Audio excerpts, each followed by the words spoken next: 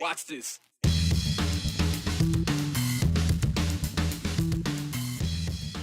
It's Friday. You know what that means? It's time to end the week here on the 208. Here's what's ahead for you. You ask, we answer. That's right. We're getting the interesting reactions from Idaho's leaders and congressional delegates on the guilty verdict of former President Donald Trump. A lot to dig into there. On this day in 2005, an Idahoan stepped into the light. Mark Felt revealed himself as the whistleblower in the Nixon-Watergate scandal. Celebrating 75 years, we're taking a look at the history of the Idaho National Lab. Former President Donald Trump is officially a convicted felon today after he was found guilty on all 34 felony counts related to business fraud in a New York courthouse just yesterday. I know what you might be thinking. We said yesterday that we weren't going to talk about it, but, well, Trish in Twin Falls even thanked us for not covering the national news. But once state leaders started piping in about their lack of trust in the judicial system, we couldn't really ignore it. It's a pretty big implication. Let's go through some of the reactions here. Just yesterday, Congressman Mike Simpson tweeted out saying, in part, "It is crystal clear Democrats have weaponized our judicial system against President Trump." He goes on to say, "The American people are smart and can see this absurd political trial for what it is. President Trump has indicated he will appeal his verdict, and I fully support that decision." Idaho Senator Mike Crapo tweeted his statement early this morning saying, "A politically motivated prosecutor has unashamedly and unprecedentedly weaponized the legal system against a former United States president.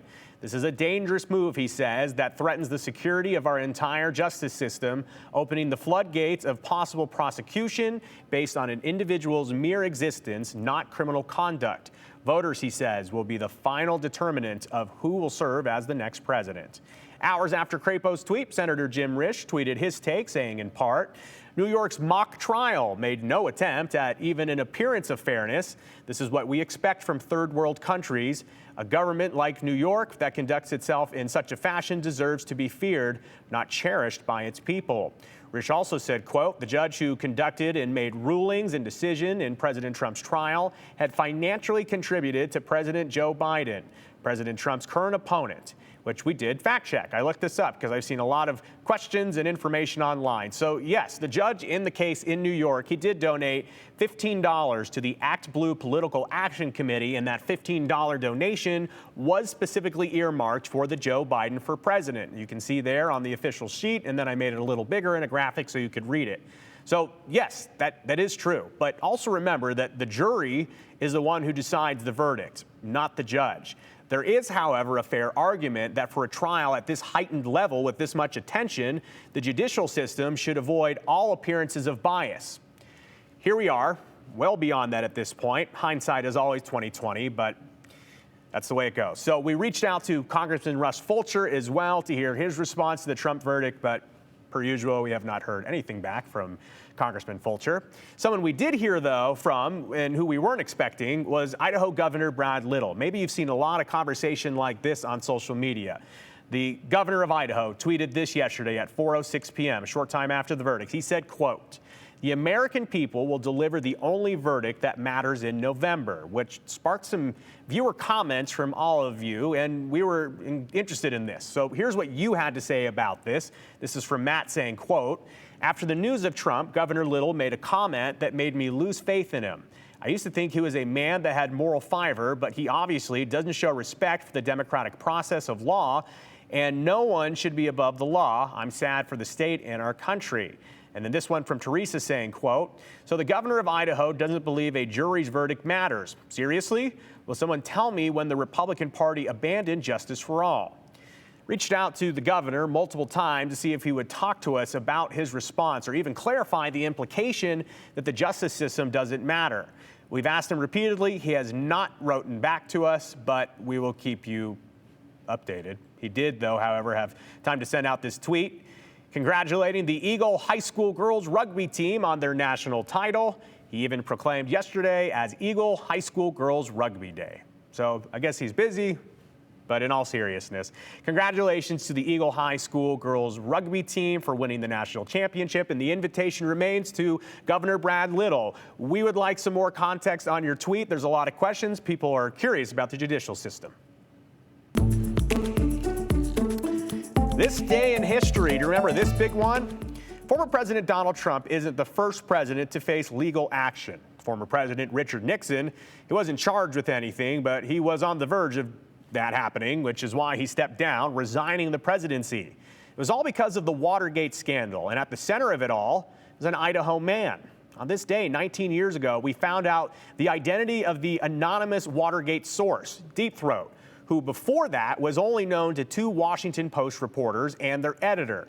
But that all changed on May 31st, 2005. When a report from Vanity Fair came out and Washington Post reporter Bob Woodward confirmed top FBI official and Idaho native Mark Felt was the source behind the stories that eventually led to the resignation of President Nixon. So who was Mark Felt? Former KTV reporter Allison Uten tells us in this week's 208 Redial.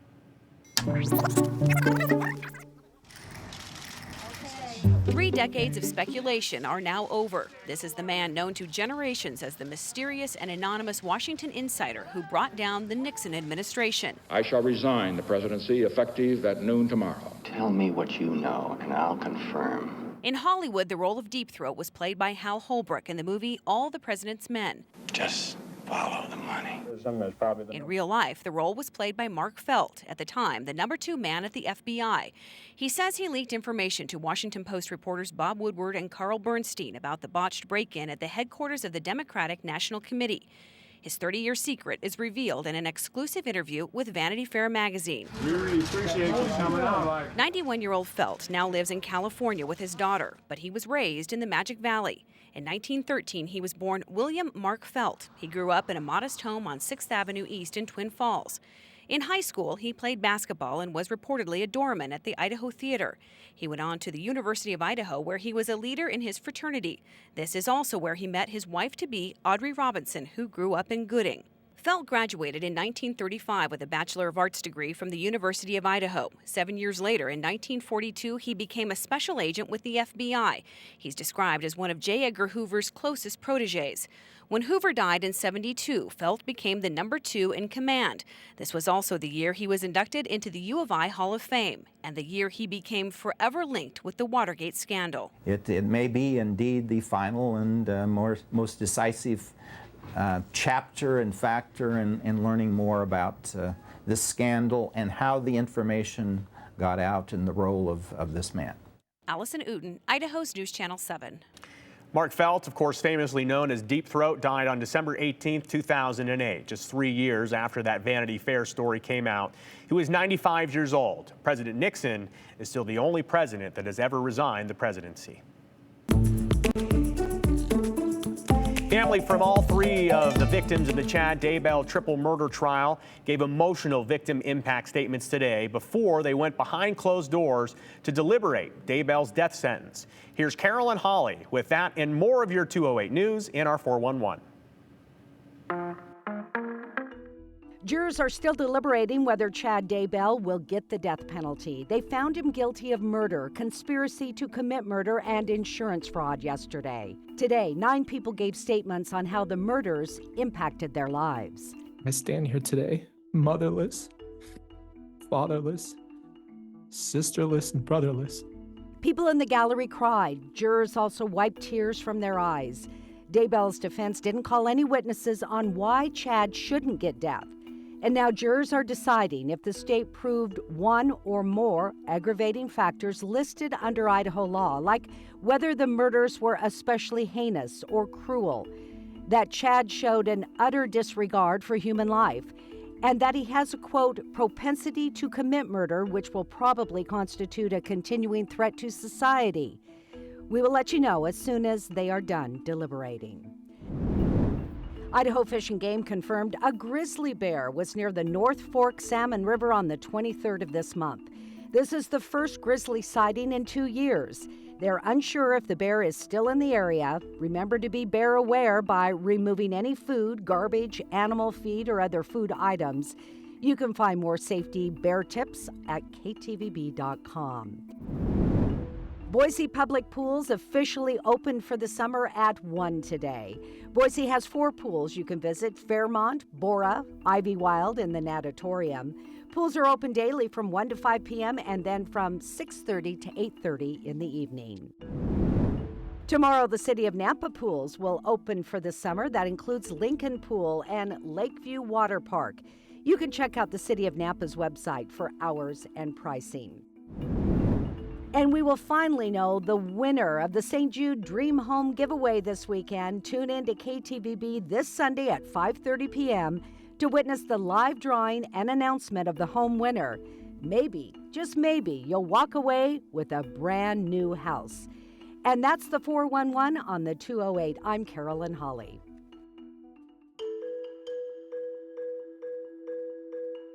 Education in Idaho is a hot-button topic. In the higher education world, a new player has entered the game this year. Ahead, we're hearing insight from Idaho State University's new president, Dr. Robert Wagner. We're also looking for your insight on the 208 topics that populated the news cycle this week. Text us. Comments, questions, feedback, all of it. Don't be shy. In fact, I will check the text line right now. Find us right now at 208-321-5614. In your text message, please include hashtag the 208 so we know it's for us, and include your name so we can give you credit.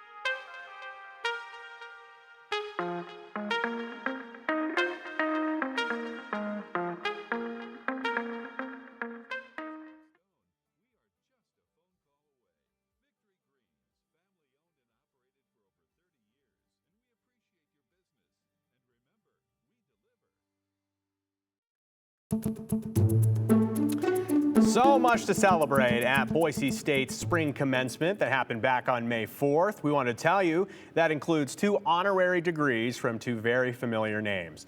Former Idaho Governor Butch Otter was presented with an honorary doctorate of law.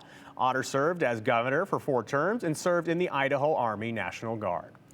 Also, former Idaho State Senator Cherie Buckner-Webb was presented with an honorary doctorate of human letters.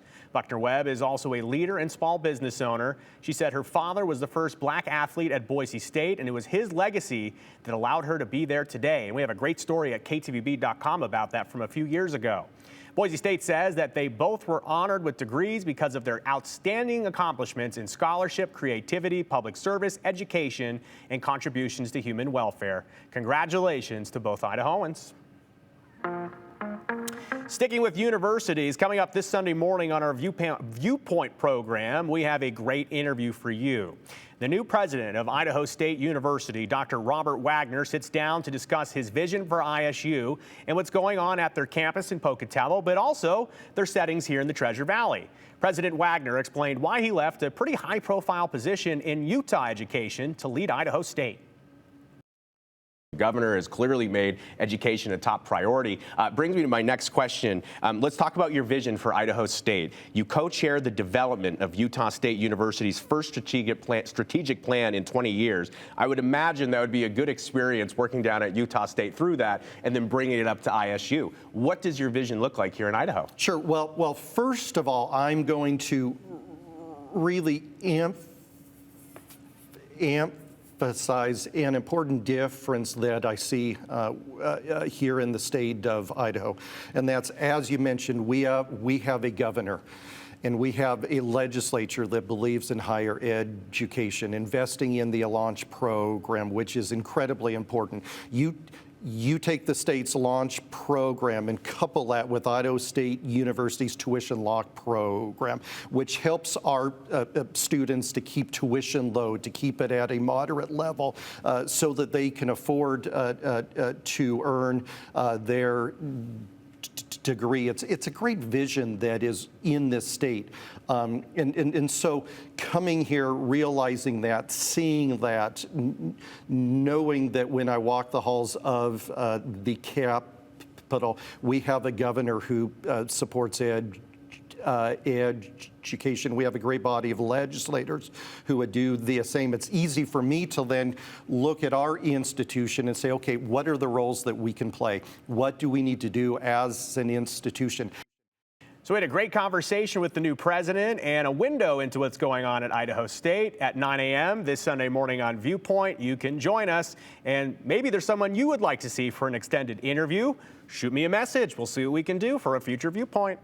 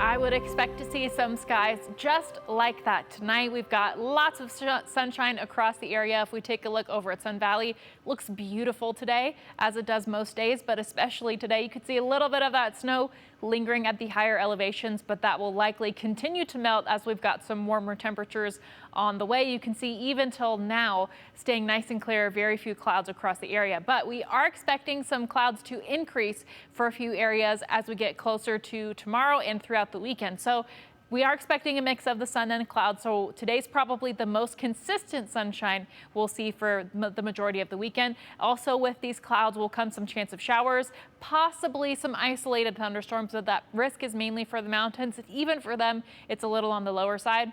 But what we will see across many areas is the warmer temperatures. So those will be sticking with us through the weekend. That means in the valleys, we'll be expecting those temperatures to be in the 80s and the mountains 60s and 70s. So you can see the high temperatures today in the 70s, very much still pleasant, but we're expecting even warmer temperatures as we go through the weekend. So things are looking really nice for tonight, staying in the 60s for much of the evening, and then warming up into tomorrow to the 80s. And even some spots like Boise and Ontario are getting close to the mid 80s. And even though those chances of precipitation are highest for the mountains, possibly through the Treasure Valley, we may see a stray shower, and some of that potential lingers into the overnight hours as well.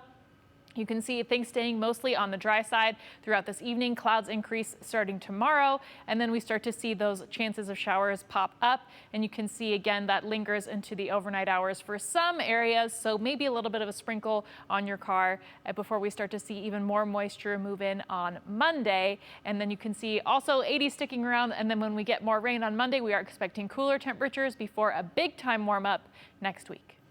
Heating up. Thank you, Sophia. Let's get to know Idaho just a bit. This year, Idaho is celebrating 75 years of nuclear innovation and work. Today, the site is known as the Idaho National Laboratory in the Idaho Falls area. And we could do hours and hours and hours on the impact, legacy, and all the work that's been done there. But in honor of 75 years on this Friday, we wanted to give you a small taste of the work through the years. Out in the Idaho desert lives one of the great gems of our state, the state-of-the-art, cutting-edge Idaho National Laboratory. Its humble beginning is rooted in being a military artillery range for the United States Navy as World War II drew in America after the attack on Pearl Harbor. As focus gradually shifted through the years to other military missions, in 1949 the federal facility was renamed and recreated as the National Reactor Testing Station. Signature work in the decades following included modernizing America's nuclear navy. In 1974, the NRTS, as it was called, earned national laboratory status. Fast forward to 2005, the laboratory site was renamed for the state it called home, the Idaho National Laboratory, INL. That same year, INL was designated by Congress as America's lead nuclear energy research and development lab. Over the years, the missions and work at INL have adapted to the times and needs of the nation. INL built and operated 52 original nuclear reactors and pushed the boundaries of innovation for the entire nuclear energy industry. To this day, nearly 20% of America's electricity is thanks to INL. As highlighted by Idaho Congressman Mike Simpson recently, INL has led research and development efforts to protect America's most critical assets from cyber and physical threats. And cybersecurity, it remains a major growing area of work at the lab. The Idaho National Lab is also a major leader in the campaign to create advanced clean energy solutions for our country and eyes watching around the world. In Idaho, INL also has a tremendous economic impact of almost $4 billion, employing more than 6,000 people. Just this year, right in time for the 75th anniversary, INL told us about their major plans for innovation. The Marvel Microreactor, a small advanced nuclear reactor capable of providing affordable energy to rural communities. It's INL's first new nuclear reactor in nearly 50 years. These reactors, these microreactors, are well-sized for them. The transmission lines don't have to be hundreds of miles long, they're just local. So from a game-changing standpoint, we can provide them with more efficient electricity and also more secure electricity because a nuclear power plant is online more often than, let's say, a diesel generator. Check out ktvb.com to learn more about that new microreactor, I should say. Really cool stuff happening right here in Idaho. Okay, comments next.